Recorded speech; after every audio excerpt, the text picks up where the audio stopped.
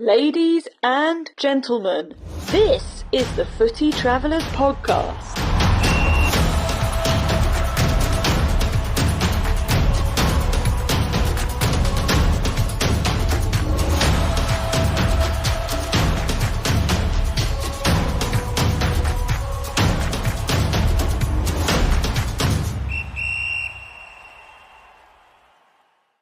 So, Mike, I know it's been quite some time now since our last major footy trip for the Women's World Cup.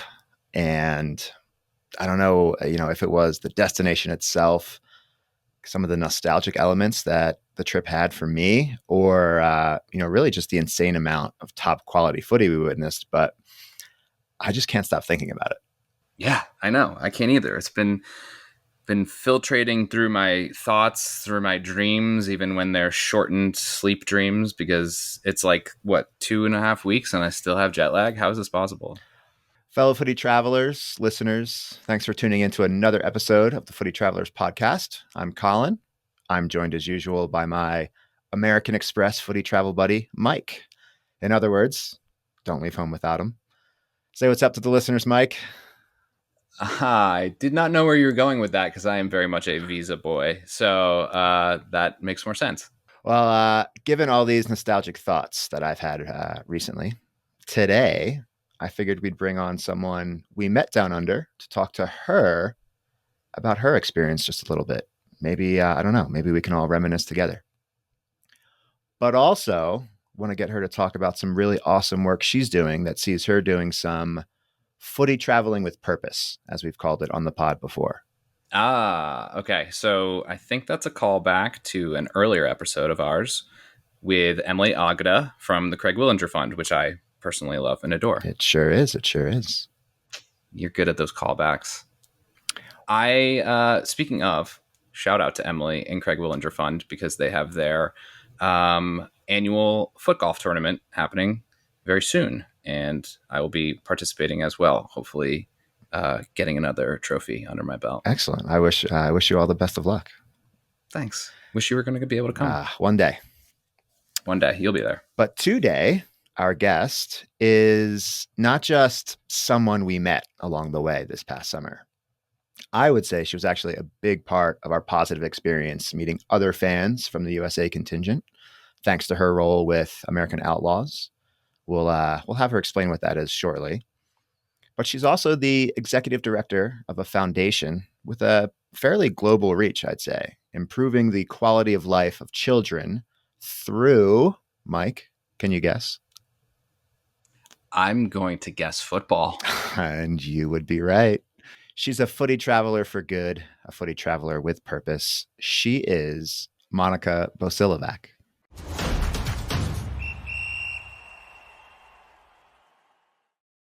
Well, Monica, welcome to the Footy Travelers podcast. It's great to see you again. Great to reconnect.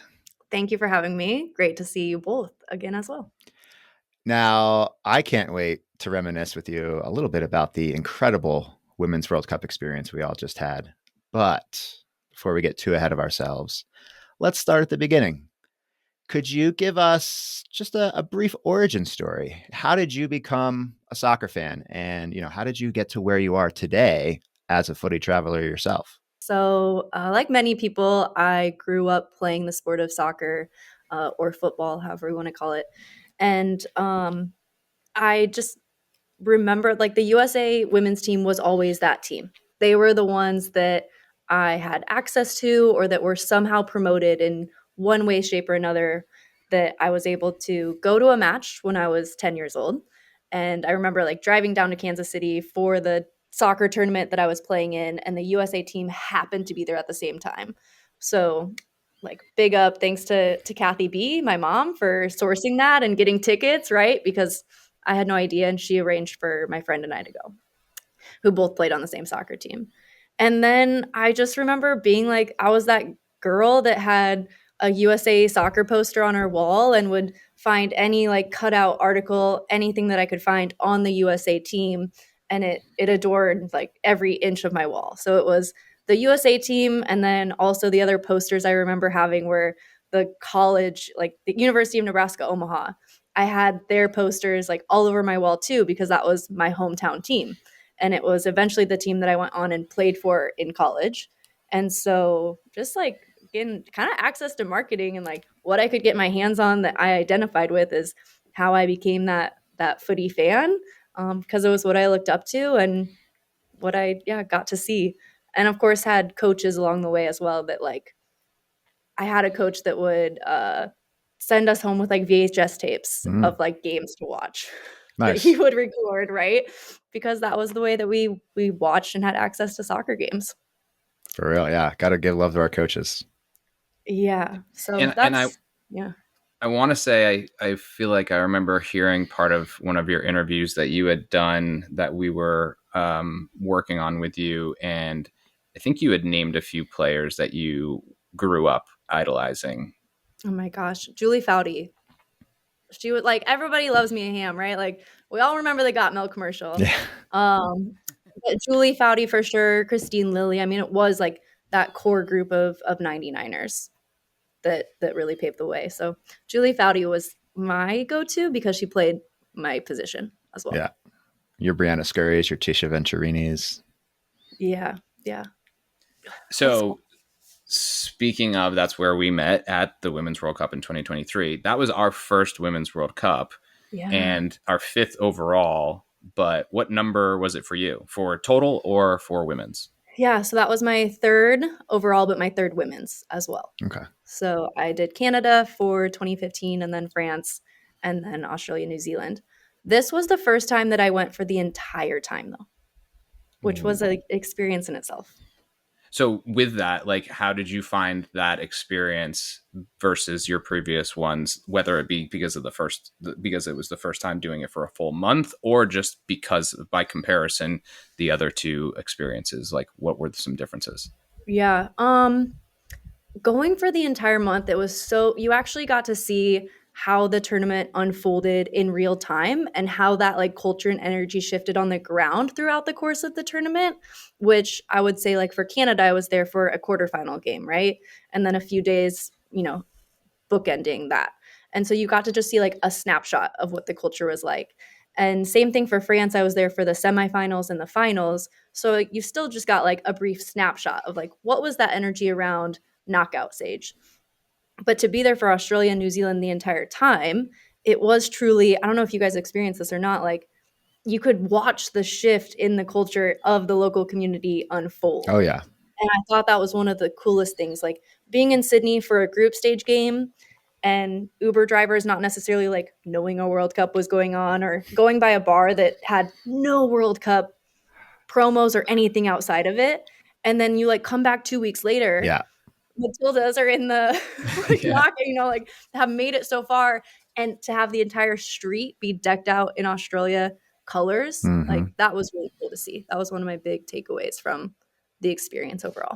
Yeah, I was going to ask, what were some of your big takeaways from this last tournament? To me, it was kind of mind blowing how it wasn't impossible, but it was more difficult than expected to find bars or pubs or hotel bars that would have enough TVs or have TVs that would be showing these games. Like, even if it wasn't an Australia or New Zealand game, we wanted to go watch, let's say, the Spain, Sweden, I think that was the semi. We had to like hunt down a lot of places to go watch, but Monica was watching all the matches from the plane because we're gonna talk about her travels back and forth all over the place in a quick minute. Yeah. Oh my gosh. But what maybe I don't know. That's a good segue. What was your biggest takeaway from this tournament, on the field, off the field, travel wise? The fact that you were there for a month. I don't know. Yeah. Well, to your point, I was surprised, like even in Australia, how difficult it was in the beginning part of the tournament to find the games on public access TV, like publicly accessible. So that was interesting, but not necessarily surprising, just based on how these rights have gone for women's football matches. Yeah. But, just like quickly figured out, right? Like buy the Opta Sport pass that was good for a month. And like, I was at least set, and you would just find me on my laptop in like on someone's Wi-Fi, right? Watching the games with friends and family around. So you make a good point there. New Zealand did a great job. So it was also interesting to see how the different countries handled things. My biggest like takeaways though from I think the experience overall, I really have to give like praise and credit to the host countries. I think they did such a phenomenal job of creating this like positive experience for all of the fans. Yeah. Like overall, I just think they did a really nice job of like, yeah, curating that positivity. And I also think that speaks to the nature of the women's soccer community as well. So I totally agree. I think it starts with like even just the branding. I think they incorporated both countries so well in their cultural representation and their tributes back to, the native people of the both countries. And I think it and then it carried through into all of those elements that you talked about in terms of connecting with the community and like being a part of it. But you were in a lot of those connections. I want to like know more about that. Like you were at the fan fests and you were doing a lot of things there. Yeah. And I'll also like make note, I'm sure we'll circle back to it too. Like I think the other big takeaway is like obviously everyone was like, oh my gosh, countries are catching up to the US. This is going to be the most competitive World Cup that we've ever had. This is the most competitive World Cup. If people were surprised by which countries were performing better than they expected across the board, from like the lower level expected teams or ranked teams to the highest level.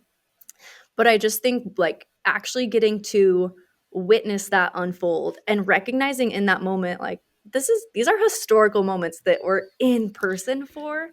That's a moment and a takeaway, like feeling that I won't take for granted or won't forget anytime soon as well. So that is a good one. We'll circle back to that. But Okay. as far as like, you asked about Fan Fest and pregame parties, like I went into the World Cup wanting to have fan experiences, not just from the USA side, but like, how do I immerse myself in fan culture of like the pregame for Colombia? I have like really strong ties to Jamaica as well. And so like being that Jamaican fan as well, that's like, all right, what does this environment look like? And how do I support and show up for like the other teams outside of the US that I'm so excited to have like moments with and get to witness again those historic moments that I just talked about. Yeah. So Colombia, Jamaica, like very, very cool experiences, and getting to talk with fans from other countries. That's what makes a World Cup so special. Yeah. That's what we're all about here on the Footy Travelers. Love connecting with fans from around the world and getting their experiences and sharing the joy, of soccer. Let's kind of carry on from some of the things you just mentioned. So part of meeting you at Women's World Cup 2023 was getting to kind of see you in your element, if you will. You're not only a member of American Outlaws like we are, but you're a staff member, I believe. Thank you for your membership. Thank you for your membership. And if anyone else would like to join, please join. Yeah, go to theamericanoutlaws.com. Please join. It's a great time. As I guess maybe part of your duties or responsibilities, or just your good spirit and your abilities on camera. I believe you were the narrator or like this main character for some of the AO Chipotle sort of documentary social media videos. Yeah. And I guess speaking of social media, am I giving main character energy? Yeah, you bring it. Like every moment we've been with you, the positive energy it beams out. I'm so we the love real it. question is, you're definitely bringing the energy, but are you bringing the Chipotle? That's more of like what I wanted to know. Oh, we gotta talk to that Chipotle rep about that. That would be. We need to start having a little buffet table behind us on our recordings, Mike. Yes. But we caught you. Caught you is probably the wrong phrase, but we witnessed you traveling a bit back and forth across Australia. I think you might have even been traveling across the Tasman between Australia and New Zealand at one point. Yes. So fill us in, fill the listeners in. What else did you have going on for Women's World Cup other than just kind of taking it in as a footy fan in as many instances as your schedule allowed or demanded of you? Yeah. So for my role with the American Outlaws, right? So the supporters group for the US women and men's national programs. I really am the executive director of AO Impact. And so that's the charitable arm of the American Outlaws. It's a way for members or non-members or corporations that partner with American Outlaws to then have their dollars go towards Football for Good initiatives. And so AO Impact, we both collect donations, but then we redistribute those funds through a grant process one time a year. And we're about to launch that RFP process. So nonprofits that are out there listening, if you have a relationship with your local AO chapter, you're actually able to apply for grants up between $5,000, possibly up to $10,000 that could benefit your charitable cause. And so that's my staff role with AO Impact. And whether it was because of this like main character energy and positivity and role on camera, they said, hey, we're partnering with Chipotle for the World Cup, and we would really love for you to bring that viewpoint of what is it like to be a fan that travels halfway across the world to support the team. And so we did a 6-episode series, and one of them was including an interview with Rose Lavelle and Sophia Smith ahead of the tourney. That was really cool. And then the other episodes were really like that fan experience. So what does it look like on game day of the group stage? And then what does it look like just to like be part of this community? And so I got to, meet so many people, the two of you being two of them, that really just got to speak to the family that AO has created, that experience that and connection that they curate through their events, whether it is on game day or in between time, being able to just like recognize fellow travelers and then sync up and do your day-to-day activities in between games. So that was my role with American Outlaws, right? Mm-hmm. And then you always help, like it's nonprofit. So you put on whatever hat you need to and help with like the night before party or the day of event parties. Like, we have a really, really good team that I think pitches in to make a lot of those things happen. So that was AO, Right. which meant I needed to be at every USA group stage game. Okay. USA group stage played in Auckland, New Zealand, Wellington, New Zealand, and then back in Auckland, New Zealand. Okay, but then like I'm Monica and I'm a really big Jamaica fan. Tell us about that. I love that she's going to find a way to make a perfect segue to our question into the previous question of her travel. You're killing it. Keep going. Okay. So Jamaica, they happen to be in the group that played either the day after or 2 days after every USA game. Jamaica played in Sydney for their first group stage game. Then they played in Perth. We know what that's like. And then they played in Melbourne for their last group stage game. So my travel schedule, and I brought this upon myself, but maybe that speaks to my level of fandom. I would go to the USA game. I would get on a flight. I flew to Sydney, 3 hours. Go back, go to the game in Wellington. So back to Auckland, up to Wellington, back down to Auckland. And then I flew over to Perth. Oof. Perth, it was a 3-hour flight to Sydney and then another 5-hour flight to Perth. I did sleep on the plane often. In Perth, I also did an event with another entity I'm a part of. So I spent a few days in Perth, fly back to Auckland, go to the USA, and then go to Melbourne for the final Jamaica group stage game. So there was a moment, and this was excluding the flight over. I think I was like at the airport or on a plane like 8 out of 11 days in this like little stretch. Okay. So and I haven't even what we were seeing was actually happening like real time, it sounds like. Oh yeah.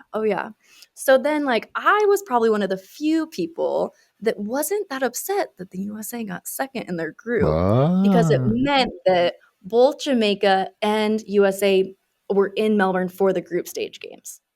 For the knockout rounds? Or for the knockout rounds. Yes. So like that aligned for my travel schedule. And it was also this point in the adventure where I was able to I was starting to wind down and my responsibilities on camera for AO and American Outlaws Impact was winding down. Yeah. So I was okay with that. And then just like in that Football for Good space, we did an event with a group I work with called ABFC. And they are, again, they raise money for charitable initiatives. Mm-hmm. And they are this like combination of art and soccer. So how do art and soccer come together to change the world? So it started out of Miami during Art Basel weekend, but now they do like these art galleries and panel discussions during major football events. So of course we're going to do one for the World Cup, and that was the event that we had out in Perth. ABFC was the ABFC organization around there.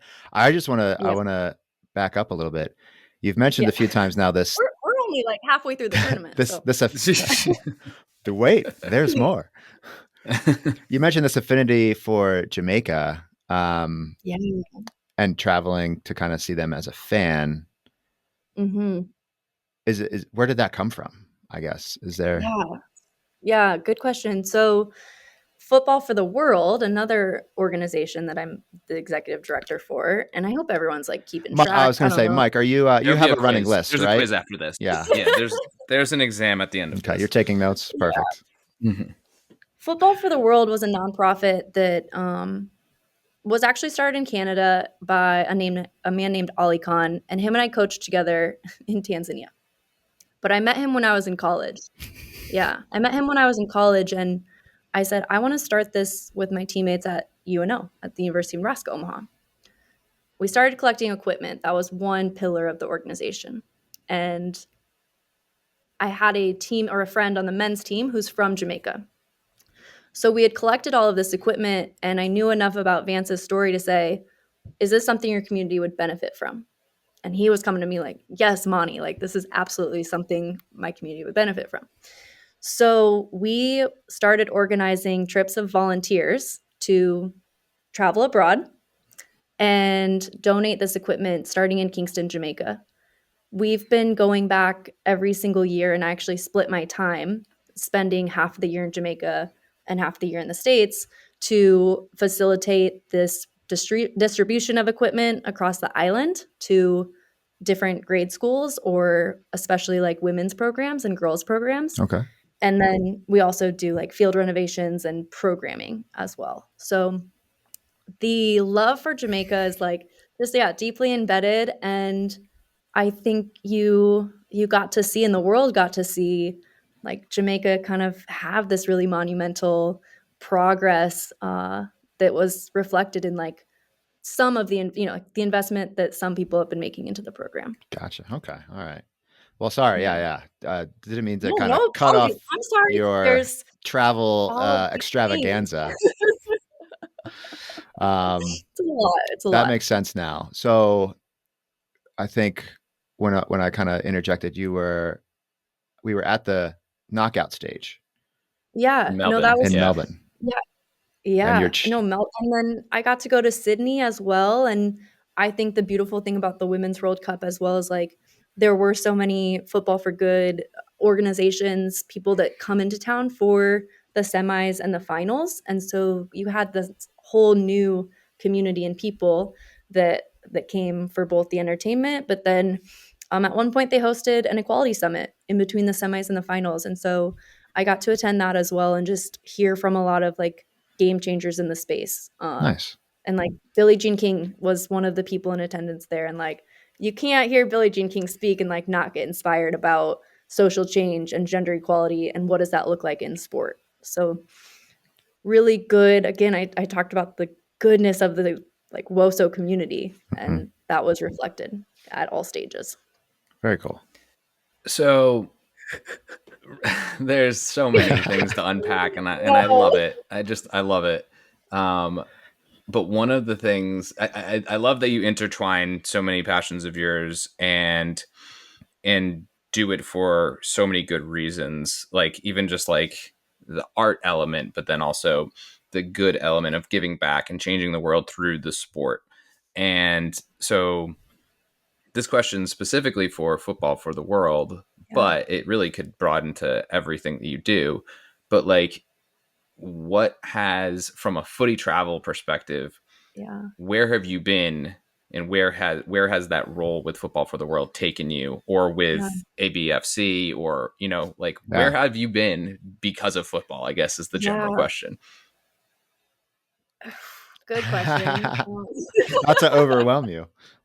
Right. I mean, I haven't been as many places as you all have, but Tanzania was a place that like really first I had the opportunity to volunteer there as a coach, and that was a huge eye opener for me. And so Tanzania was like really this first entry point into football for good, and getting to travel through it. That was where I met Ollie, who started Football for the World in Canada. Then we have the Jamaica trip. I would say Colombia as well was, again, because of the role, it all kind of falls under the same umbrella. But I really enjoyed seeing Colombia this summer, and like getting to see what the women's professional league looks like there from a cultural standpoint. So that was really nice going into the World Cup. I'm looking this way because we have this giant world map on our wall, and Do you have like little um, pins in it as I you? don't have pins in it, which would be helpful for this conversation. But anywhere, Mexico, done a project there. So Canada, US, Mexico, Jamaica, the ones that I've mentioned. But we decided really early on as well that when we started doing Football for the World work in Jamaica, we said, all right, are we going to try to go wider and go to as many places across the world as possible with the work that we're doing? Or are we going to try to go and target one spot where we have a touch point and go deeper? And we said, right after year 1 and year 2, we said, we're going to go deeper. And we've shipped gear to 30 different countries because we have the capacity to ship as that initial touch point. But really, most of our resources go into our programs here in Omaha, our programs in Miami, and then our programs in Jamaica.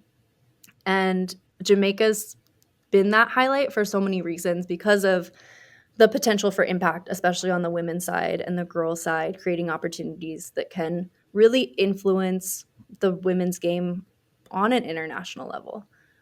Proximity to the US, shipping expenses, things like that, all factor into what makes Jamaica, in addition to just like the people and the cultural and the vibrancy of it. But really, the potential for impact is the biggest one. So I get to go a lot of places, and anytime I travel, I find a football field. But Jamaica is the one that I get to go to over and over again. What does it feel like to almost be a part of you have impacted that Jamaican women's team one way or another, indirectly or directly, and seeing them succeed in this World Cup, like you have made that impact, whether it be supporting one of the team players' family members getting access to football, or having truly direct ties to it. So like being able to witness, Colin and I and many fans only get to say they make an impact on the field because maybe how loud they are and how much support they provide to the team. Maybe. But you're providing literal services and support. Tell us how that just must have even more of a greater pride when you see them succeed and see them on the field on the world stage. And I'll just add one more thing for context for the listeners who may not know this, but like Jamaica had to do a GoFundMe page just to get to the World Cup, the Women's World Cup. So yeah. There's so many ways and like individuals and organizations that are supporting Jamaica football in one way, shape, or another, and it really does like take people, individuals or organizations at every level to impact it, right? Like there's people working inside the system, there's people working outside of it, there's people working in the professional game or in the federation or at that grassroots level. So I definitely see like, we have this way of indirectly supporting, like helping those things happen. And our lane is that like grassroots level of the game, and just being able to like tie it together is really, really cool. So I think what's like interesting and crazy to me too is like, you just don't realize the magnitude of like fandom and like how much pride you really, really do have in a country, in a team. Like, I think it's something that happens really naturally for sports fans across any sport. But the World Cup really gave me that like perspective of, oh no, you are really, really invested in the success of this team for a greater reason than just like, it's a fun thing to watch, right? Like being able to step back, and I remember even speaking to like a lot of locals that were like, you traveled all the way here, like just for this, like for the World Cup. People are flabbergasted sometimes. And I was like, yeah, duh. And I was like, oh, wait, like, no, perspective. Like, that's not something that everyone has in their life. Like, not everyone has this, like, big either, attachment to a team or sense of pride, sense of joy. And it's cool that I think I have this, like, peace and this connection to Jamaica that gives me an ability to connect with people on a deeper level. I don't think I'm to the point yet where, like, if the team loses, it's going to, like, totally ruin my day, which I think is healthy. Yeah. That is healthy. That is good. Healthy. I think it's a healthy balance. Life does go on.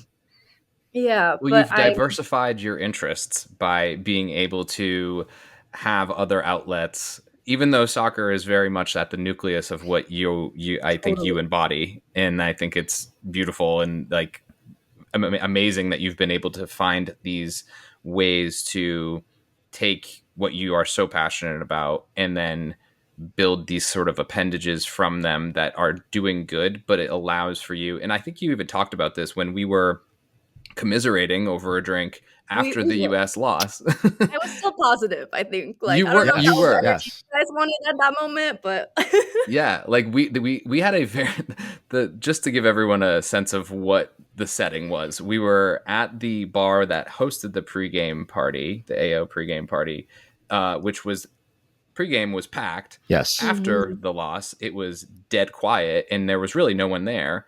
But we were like, let's go back. This is before the USA Sweden game.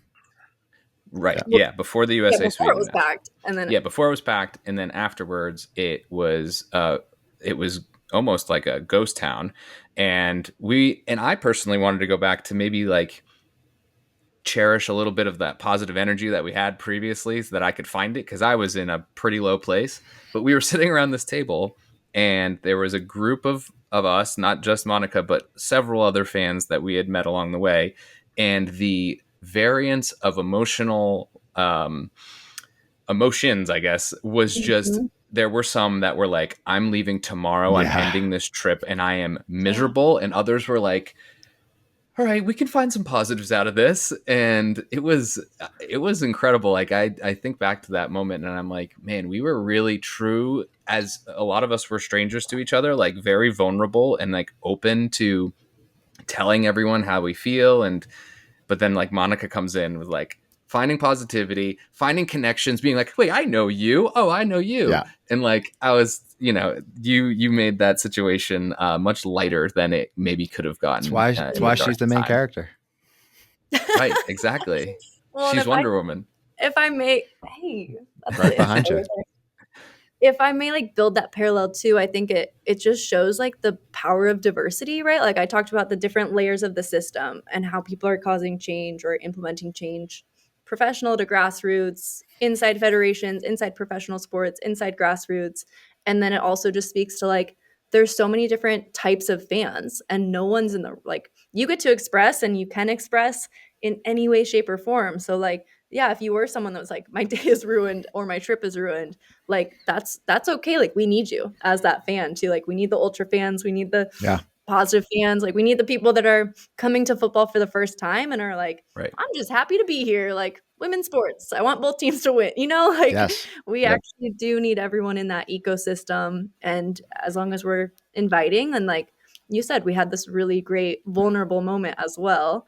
Like, come and, like, we're here to support each other. I think that was a really cool moment, and one that stands out for me from the trip too. Like, I can't even remember what made me, like, want to go back to the bar that night, but it was this, like, unique setting to be in, and definitely a really beautiful moment. Yeah, football is the sport for everyone. We definitely need all types of fans.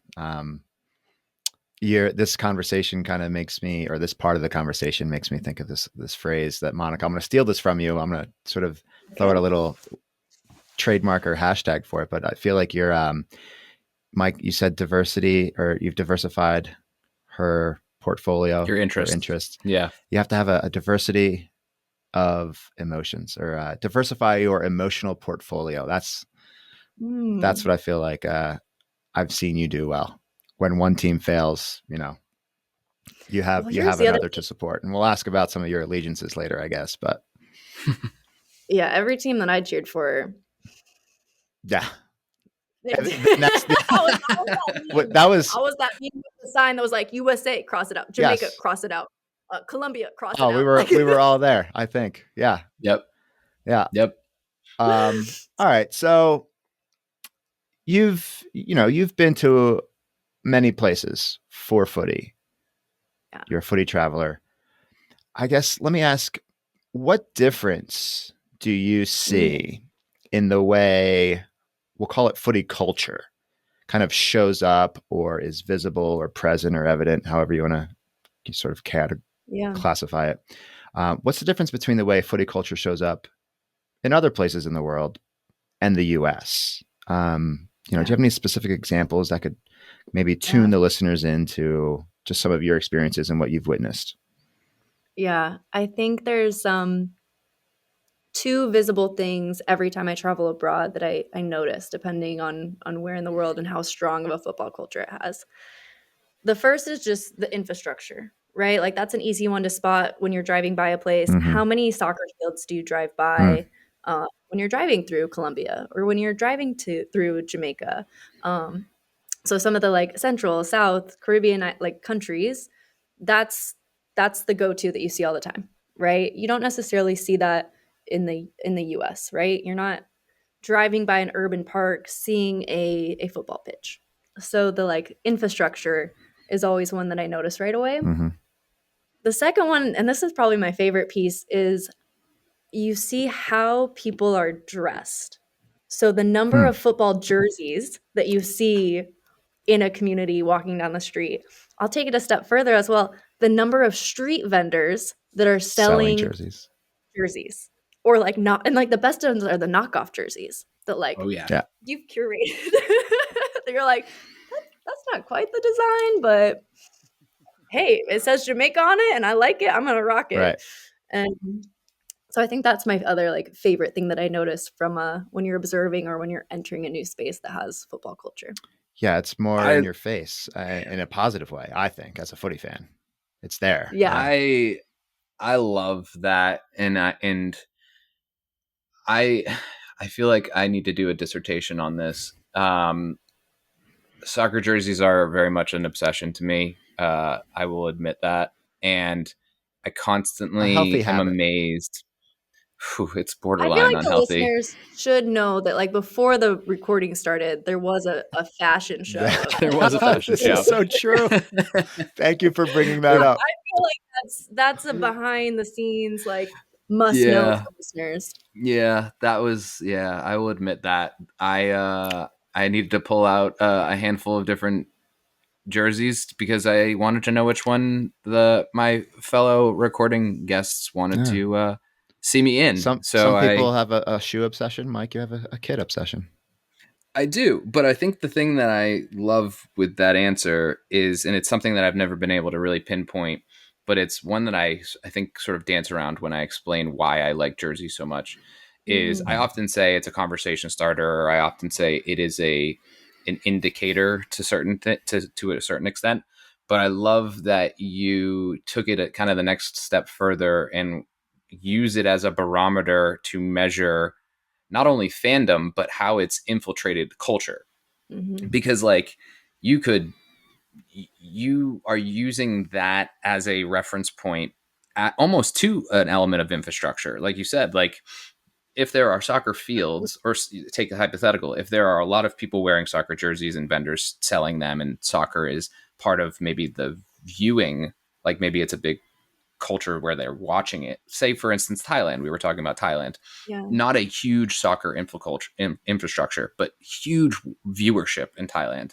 And they have jerseys all over the place. Mm-hmm.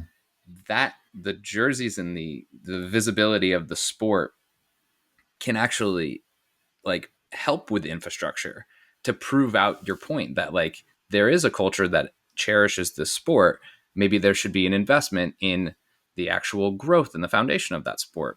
So I wanted to just grab that moment because I'm like, oh, that is really very profound in the way you kind of like assess the differences.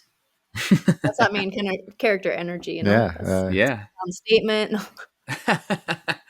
I don't know. That's more That's more of a production arm. I think that was more producer. I'm a but woman that wears many hats. This is true. We should have led with that. This is a woman that wears as many hats as possible. As many hats as I wear soccer jerseys. So she has a diverse emotional portfolio and a diverse set of talents. We'll leave it there. Yes. Yeah. I think the whole, to take the other perspective and kind of look at the US, I'm just going to add my 2 cents real quick and we can move on. But I feel like I've heard a lot of commentators talk about, or even ex-players talk about what is not visible in the US when it comes to footy culture, and how, kids aren't playing in the streets and playing street ball and kind of growing up with footy that way. Kind of maybe just, again, the reverse perspective of that conversation. But I would agree. I would agree with everything you guys have already mentioned. yeah. I want to mention one quick thing, which with emphasis on the women's game, I think one of the moments that you talked about, how there were so many historic moments in this tournament, and tying it back to comparison for the sport itself. Oftentimes, to your point, Colin, they always say, well, we don't see kids playing it on the streets like you do in Sao Paulo, or, we don't see football pitches everywhere like you do in England. And that's always been like the gold standard. And I think it's funny because we've been talking a lot about how this has been a very different World Cup for the US women's team, because they were the gold standard of the women's sport. And a lot of people would say that Spain team didn't follow the US blueprint of winning a World Cup. And so they're creating their own new standard, right? Like, they weren't as physical, they weren't as big, they didn't do it that way. No. And I think that is also one of the beautiful things about the sport, is like, the standards are built to be broken. There is no true blueprint to how to build it from the infrastructure, the foundation, how to win a World Cup, how to build a dynasty. Like, it's really like, it has to, I think, come from the top down or the bottom up. Like, you're doing it from the grassroots perspective. And I think that's like the way that it has to go. It can't just be like, let's invest in this one team at the top tier, right, and hope that it works. It has to be systematic in terms of where everyone wants to like be in on it. Yeah. Well, and even I was reflecting on this just this morning too, like it kind of leans into what I've said earlier too. Like, you have to have people at all levels and in all different ways across the system. So, in the US, I think we often like to say like, oh, they're doing it wrong, or like, they're not, why are the rules set up this way? And one of the things I love about Football for the World is like, you might think that the way that we're approaching programming to get more kids of color to play the sport, we're building it to meet the community where they're at. And we're building a league, we're building programming, we're building like the system that meets those communities where they're at. And so let's introduce them to the game that way. And it doesn't necessarily fit with what the state association has set up. And I'm not saying that the state association is the wrong way to do it. I'm just saying, hey, we actually need both in place if we're gonna, and like, let's know how the other is operating. Let's work together when it makes sense to work together. And then, rising tide lifts all boats, which not everyone believes in, but that's okay. Like, right. Yeah. It doesn't have to be either or. It can be both and sometimes. So, you mentioned Football for the World. Where can people go to find out more or support that initiative? www.footballfortheworld.org, or truly, I would say our Instagram page. It's football and then the number 4 the world. That's really the best place where you see update. You get to like see what the programming looks like, and you get to see the kids behind the programs. So, and you get to see the different groups that are involved in initiatives too. So Instagram is really the best place to then like see ongoing efforts and follow the journey. And I think you also mentioned ABCF. Is that the right acronym from earlier? ABFC. So, ABFC. That handle is... We can edit, so we can just look it up. I'm going to edit that. I'll find it. I'm like, is it Basil Ball or is it... Okay, that one is ABFC. Instagram. Art Basel FC. Yeah, you can find Art Basel FC. It started during Art Basel Week in Miami, and we get to use that acronym Art Basel Football Club or Art Brings Friends Closer or Oh, nice. whatever we want to do with it, because the beauty of ABFC too is that creativity aspect of art and soccer, which I love so much. Yep. Also AO Impact or the American Outlaws, both on Instagram as well. Love it. Love it. Have loved, again, reconnecting with you, getting to chat more footy, more traveling for purpose or with purpose. Traveling with purpose.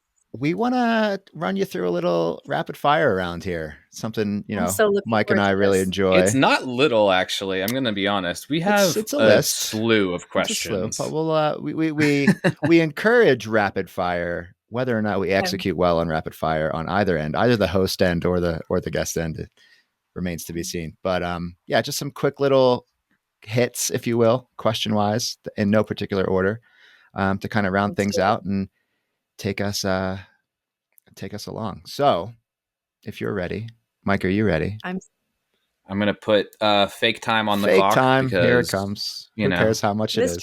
Mystery minutes. Fergie time.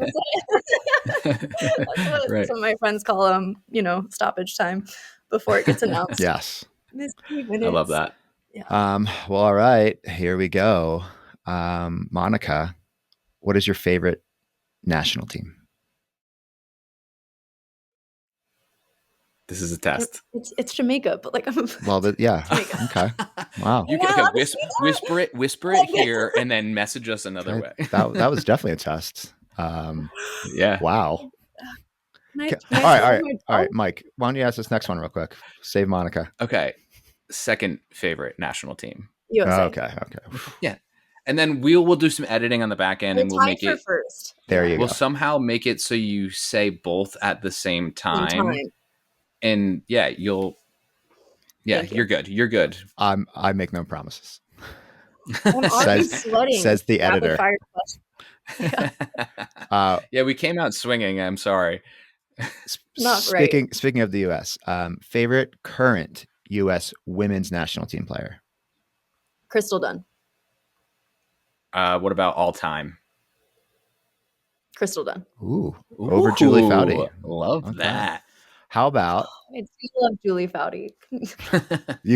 Don't worry, no one's gonna listen to this. Here's my thing: I have greater appreciation for Crystal Dunn because there's just like more accent, like there's more coverage. Yeah.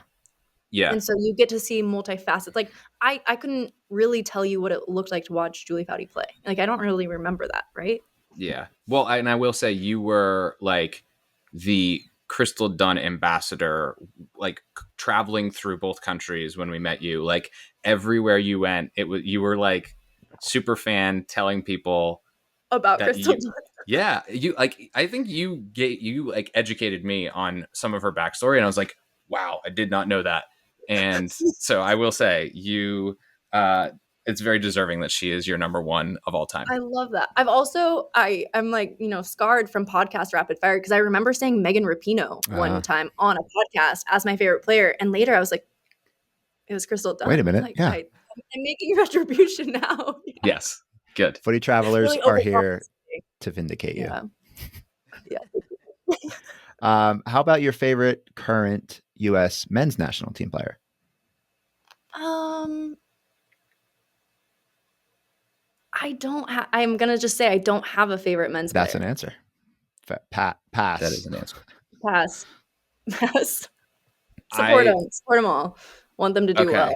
But I'm going to ask, who is your favorite non-US player, man or woman, in the world? And it could be maybe currently. Let's do it currently. Who are you fangirling over? I'm gonna say this is my recent. And I got a shout out, Gory. There you go, Australia kit. From Australia. Yeah. Okay, we got the kit. Let's give her a shout. She worked her butt off this tournament. She won my heart over in Australia, and then she used to play with our coworker, which I didn't know going into the tournament. So there was just a lot of small world overlap, and I think she represented Oz so well. And one of those players too that you might not necessarily see in the spotlight, but worked her butt off. Okay. So okay. I'll just give mad props there. Do you have a favorite player, men or woman, just of all time? Just period. Not current, like no. Crystal Dunn. Okay. Like straight up. I see. I knew it. Okay. That's why we had to pivot. She was like, "I'm triple Yeah, down done. on okay, this." so like for the next 3, the answer is Crystal Gotcha. Dunn. We are done. Done. Okay, little pivot here. This one's should be easier. Must have travel accessory and or gadget.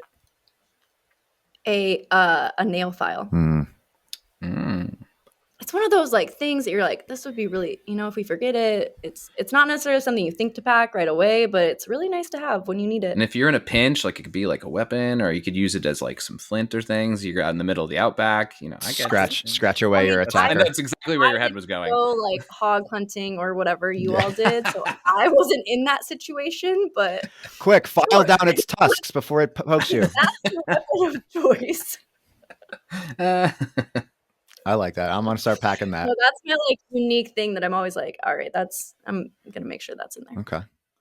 Aisle seat or window? Window. Favorite airline? You know what? I'm gonna give some credit to Southwest. What? Yeah. All right. Any reason why? Yeah. I feel like a lot of other airlines have actually made their seats like closer together, and Southwest has not made that change yet, no matter where you're at on the plane. I don't really mind sitting wherever I need to, so I might be the last one on the plane, and that's fine. That's fine with me. I'll take the first available seat that I get. Okay. Yeah, free Wi-Fi and texting. Great. These are all positives. Yeah. Great reasons. What's the best airport you've ever been through? The San Francisco airport. Wow. That might have been my quickest answer. I was there recently, and they've renovated one of the terminals, at least the one that I was in, and it is nice. That was not the terminal I came in on, from Sydney then. I think I also said to myself, I said to Kelsey, maybe it was the domestic terminal. San Fran needs a little bit of an upgrade. I don't even need them to have an upgrade. I just need them to have their air conditioning working. And that was a bit of a problem when I came back. But hey, to each their own. And I San Fran domestic terminal will say 1. I don't know. Okay. But okay. Yeah, was it? Most iconic footy travel experience. Okay, one of my how are you defining iconic? However you want. However you want to define it. I'll say this. One of my favorite moments of like footy travels was being in this like what would be perceived as a dangerous community in Jamaica, in Kingston, Jamaica. One where you say, "Hey, I'm going here," and the locals are all like, "Are you sure? Are you sure you're going to do that?" And I've got to give a shout out to Speedy Williams. So it's his home community. It's called Southside. It's in Kingston, and so I'm there. I'm with 3 other volunteers. So 2 other women, 1 other guy. And we wanted to play pickup. And so Speedy takes us to this spot. And the place is just decked out. It's a beautiful place on Fleet Street. It has a bunch of murals and a concrete kind of base. And there's like kids playing. So we like played with them for a little bit. And then Speedy's like, all right, let's go play pickup. And we're like, oh, we thought this was it. He's like, no. So we go down the street and there's this concrete building that didn't have a roof on it, and there's just 1 door in. And so Speedy's like, yeah, go ahead. We open the door, and he like holds the door for me, right? So I walk in first, and there's just men lining all sides of this court, and then there's men and guys like sitting on the wall, right? Because there's no roof. And then there's just this match of football playing inside of there.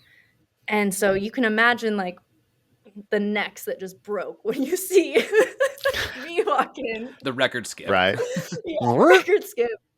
And yeah, just like getting to play pickup, like fully immersed in this like community game was awesome. And like they, there's a lot of places you go and they like take it easy on you because you're a woman. Like, no, I went into that game and like my first touch on the ball, I like checked back to it.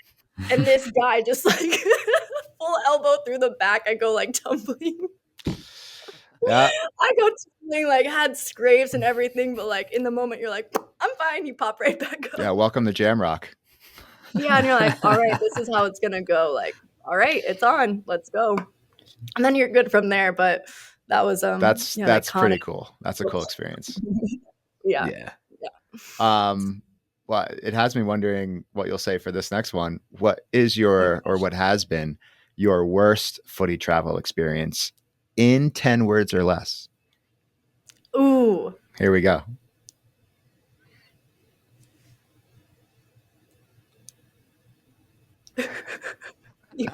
I love it. It can be close to 10. It doesn't. She's such a rule follower. Yeah, It's yeah. great. No one has said that about me ever. There are no rules here. In college, we took a road trip to Colorado. That's over 10 words. No, I'm just kidding. Halfway through the trip, we pull over to this restaurant that had a ton of taxidermy animals. We thought we were all there to eat. Already a good start. After 10, 15 minutes, we thought we were getting the table ready. Our coach says, okay, back on the bus. We're like, what? He took us there just to look at the taxidermy animals. And then we had boxed sandwiches waiting for us that had been underneath the bus for hours. So no. There was no meal at the restaurant. It was just to see the. Cool. No explanation. Like, hey guys, we're gonna get off the bus and see this thing. And he didn't explain like why. We all thought we were there to eat. He didn't explain why. But when we got back on, he's like, I just thought you guys would enjoy that. Cool. You all look like big taxidermy fans. College athlete women, like we're still scarred. Oy. So yes, sorry that was more than 10 words. And that was needing. I feel like you should make a short story out of this. I feel like that could be like a therapeutic. Very therapeutic. Yeah, cathartic. That was awful. Since we've been joking about this, are you more of a front of the camera personality or a backstage producer? Honestly, I've done so much of the back. I've been doing and like love event planning and get to do a lot of the behind the scenes work that I have a good foundation in that. And recently have started doing more in front of camera. And I really, really honestly enjoy both. Okay. So what's to come next? A lot of people are asking me that and I don't have an answer. Can't wait to see it. Whatever it is. Or you're just saying that to tow us along. Back to a travel question. Which footy destination is still on your bucket list? Brazil. Haven't made it. Would love to. Yeah, that's a big one. Anything special you do there? Go find a community match. Go to a match. Play on the streets. Like all of it. I have to. Whatever you recommend. I have to interject really quickly because your story about Jamaica going into that community and then playing and having that be one of your favorite moments. As you were telling that story, I'm like, this feels like one of my favorite footy traveler moments, which we also kind of had a bit of a moment where we were going through a favela and unfortunately we didn't find a football match. We needed to get ourselves out of that area. But that same day we did play pickup on the field, not on the field, on the beaches of Ipanema. So classic, like, what to do when you're in Brazil. You got to play a beach soccer. Game. Yeah. And that was very much so a thing that I look back at and I'm like, maybe mine wasn't as aggressive as hers because we got ourselves out of that situation. I'm glad you got yourselves out. Yeah. Yes. But no, we'd be happy to give you recommendations for Brazil. Yeah. And like quick story too. I remember being at an event again in like kind of a dangerous, a neighborhood being known for being dangerous and seeing these kids playing with a ball. And I was like, all right, I'm going to go down there. And my friend, like guy I was with also was like, yeah, I'm going to go down there. And everyone just like looked at it like, you're going to go down. What? We're like, yeah, like it's kids playing. Trust, like, yeah, something could happen, but something really positive could also happen. And like 10 times out of 10, like, again, I've had really positive experiences because playing pickup and like having a ball with you people are welcoming Yeah. from community. And so I love that. It's a very powerful thing. Okay. Second to last question. Okay. This rapid fire has been a slow trickle. Where I will does take the blame for that. no? We like I said, we admitted it's it a at the misnomer. beginning. You guys can maybe like It's lean never into yeah. your identity. Yeah. Yeah. Like slow roll. Yeah. Slow trickle. I like. We're going to use that from now on out. Slow trickle. It's not rapid fire. It's a slow trickle. Where does soccer in America find itself in the next 5 years? That's a big question too. Let's say your Crystal Dunn ball. Ooh. Oh, wow. Wow. Really did that. That was well done. That just happened. Oh, I didn't even mean to do that. I do think your men's side of the program, like at the national level, is getting stronger and will continue to have a really stronger, increasing presence as far as like competition wise with other people from around the world. I think the women's program will quickly reestablish or like kind of sort themselves and find their identity again. So yeah, that's going to be competitive across, the world, but I think the US will kind of find this like new identity that fits for them at where they're at. I think from the grassroots level, you're seeing this wave of popularity that will continue well into the 2026 World Cup. And that's going to be one of the biggest impetuses for investment from companies, brands across the board. Like everybody's eyes are on 2026. Yeah. And I do think that the US will do a good job of hosting that tournament. So then I think like the Crystal Dunn ball is really like, all right, how do we maximize and make sure that everyone that's now touching the game of soccer, because it's probably touching everybody's lives at this point in some way, shape, or form. How do we make sure they have a positive experience with it? So love that. I want all that to come true. Yes. Same. You heard it here first if it does. Listen up, America. So to take us out then, with all that having been said, when is the next time the USA will lift a World Cup trophy? 2027. There you go. That was the most rapid of rapid answers. The quickest. Oh. I feel the same way. When the way we went out, the way we played, and we being, the United States women in this last Women's World Cup, and the roster we had, I think it was actually a good thing for the youngest of the roster to go through that experience. Like now and again, I hope they react this way, but if it's me, I have a chip on my shoulder. I have something to prove. I just have 4 years to prepare and bring it and get a little maybe upset with the way things ended, shift my expectations. And again, fingers crossed. I think we'll find out in May of 2024, especially if it's on home soil. Here I come. Watch out. So yeah, I'm 2027. I'm with you. Ladies, lift it up. Yeah, I think to your point too, like Lindsay Horan, and I think some of the younger players even said, we could have been more prepared. We weren't as adequately prepared. And so I think there's a big learning moment there that they don't take lightly. Yeah.